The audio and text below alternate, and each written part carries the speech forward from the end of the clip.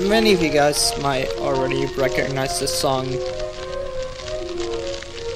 It comes from a web series that's blown all over YouTube. And this website called Newgrounds.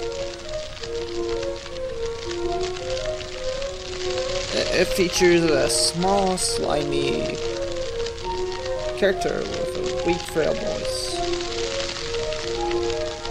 If you didn't get a clue by now, this is Salad Fingers. And as creepy as the song might be in the background,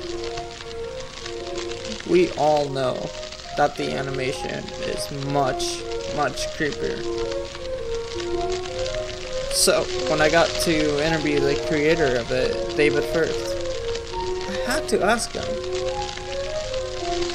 why did he decide to make it so creepy? I don't know, it just kind of got that way, really. It wasn't really, there wasn't much thought put into it in the first place.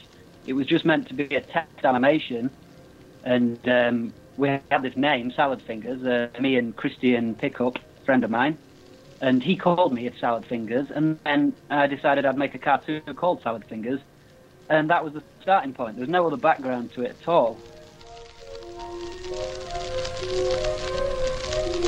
And that was it. He started it. But he had no idea how strange the reactions would get. What has been the strangest reaction you've gotten from the film? They're all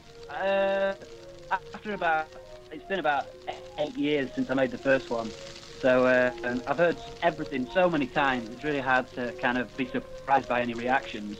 But I think someone said that they were in a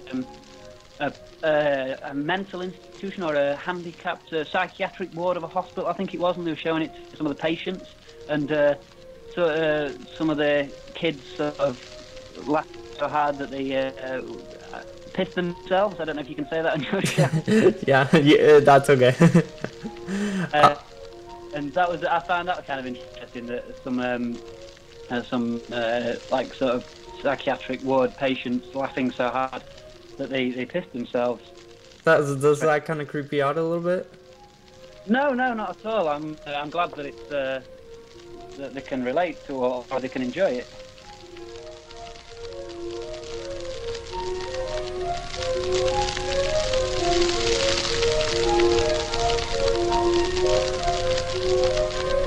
Have you ever showed this to any of your relatives? Yeah, absolutely. All my relatives have seen it. My grandma, she really likes it. Your grandma likes it? Yeah, it's kind of slightly not based on her, but some of the things he says kind of come straight from her, like for the old English sayings. Like maybe the voice also? No, the voice comes from. It's not her. It's not my grand's voice. It's more of it's more like an old lady voice, like a very weak voice, but not my grandma. She's more sort of. She doesn't sound weak and frail in the same way that Salad Fingers does. No, I don't know. Maybe I think I've just reached down for the most weak and sort of shaky voice I could, and that's what came out. You're listening to Rainy Dawg Radio. And for those who just tuned in, we're talking with David Firth, the creator of Salad Fingers. Now, David, I want to ask you about the music that's playing in the background right now, and we can shut that off. There we go. And the music that you put in your episodes, how do you decide on the music? Well, it started with the album Geo Guardi by Boards of Canada. I was listening to that a lot when I started making Salad Fingers, and there are all these little interludes in it. I mean, most of the album is kind of ambient with beats, and some of it's dark and some of it's mysterious, but it's mainly quite listenable ambient beats, and then the little tiny interludes in between the tracks that are more just weird and soundscape and not as melodic, and they only seem to last for maybe a minute or so. some of them have samples in, and they're all scratchy. And those were the ones that inspired. And I was listening to that before I made Salad Fingers, and I was thinking, I really want to make some cartoons to go with this, something that's really weird. And the music really inspired some of the directions and some of the tones for the cartoon itself. So the music came before the cartoon, you would say? And coincidentally, I didn't take... Maybe was subliminally influenced by the title of the track, which is called Beware the Friendly Stranger. And I almost sort of described Salad Fingers perfectly. Right. How long does it take you to create each episode? The first one took me a day and a night. The second one took me probably 2 weeks. And then after that, just slowly been taking longer and longer and longer. I think the last one took me about 2 months, maybe 3 months. What do you think that is? Just increasing in complexity, or? Yeah, absolutely. The first day I was recycling. I was just using one angle. He didn't see the back of his head, side of his head.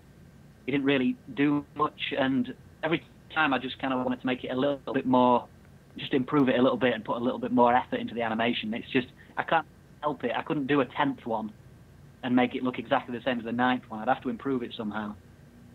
I don't know why. So the last one took you 2 months. Who's paying you for all this work? I mean, you're putting these out there for free. I don't know how much in donations you're getting. What kind of keeps you motivated to do the episodes? Well, I used to make a lot of money from T-shirts, but they that kind of dried up. I put adverts on them on YouTube, and that kind of brings some money in, but it's not much at once. It's just very gradual over time.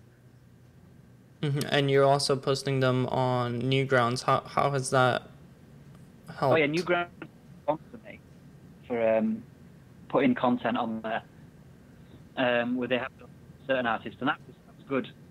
That was good, but I couldn't produce enough to keep them happy with sponsoring me, because it was kind of professional, more and more out, and I've taken too long to make them, so that kind of stopped. But I'd also get, if you're finishing the top 5 of the month, I think it was in Newgrounds, you're changing it, you'd get a $250 prize. So I got that a couple of times, and that helps.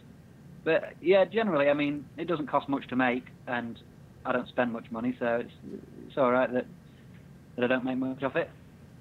So what about your other animations? How have they been doing? Well, they're pretty good. They never get,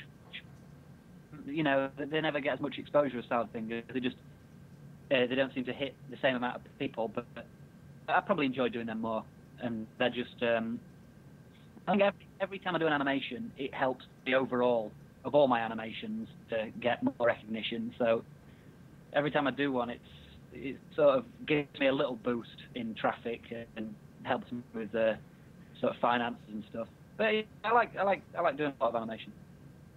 So why specifically have you decided to distribute it for free and not, charge per episode or partner up with someone else that?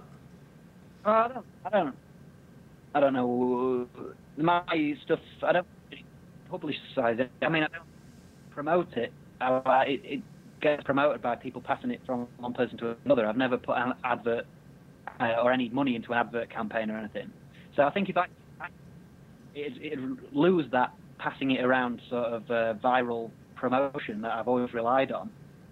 I mean, I do intend to one day release a DVD, which I would charge for, but I don't know, it's just I prefer just to put it out there and find another way of making money.